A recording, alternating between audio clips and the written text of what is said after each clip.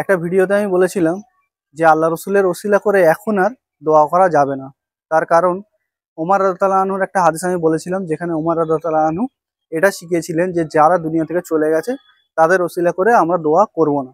তো সেই ভাই বলছে যে একটা হাদিস আছে যেখানে আল্লাহ রসুল নিজে বলেছে যে আমার জন্য ওসিলা করবে। দেখো, প্রথমত ওই যে হাদিসটা আছে, হাদিসটা যদি আমি পুরো বলি তাহলে তুমি জানতে পারবে যে যেটা তুমি বলছো সেটা এই হাদিসের মধ্যে নেই। আল্লাহ রসুল বলেছেন যে আজানের যখন আওয়াজ শুনতে পাও, মুয়াজ্জিন যেটা বলে সেটা তোমরা বলো, তারপরে আমার উপরে তোমরা দরুদ পাঠ করো। যে আমার উপরে একবার দরুদ পাঠ করবে তার উপরে আল্লাহ 10 বার রহমত নাজিল করবে। তারপরে আমার জন্য ওসিলা দোয়া করো।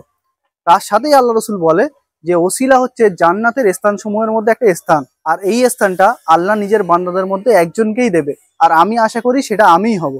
তারপরে আল্লাহ রসুল বলেন যে যে আমার জন্য এই দোয়াটা করবে কিয়ামতের দিন আমার শাফাত তার জন্য হালাল হয়ে যাবে। আর একটা হাদিসের মধ্যে এই ওসিলা নামক দোয়াটা পুরো আসে, যেটা আমি স্ক্রিনশট করে বসিয়ে দেবো, আপনারা মুখস্থ করতে পারেন। আর আজান শেষে আল্লাহ রসুলের উপরে দরুদ পড়ার পরে এই দোয়াটা করতে পারেন।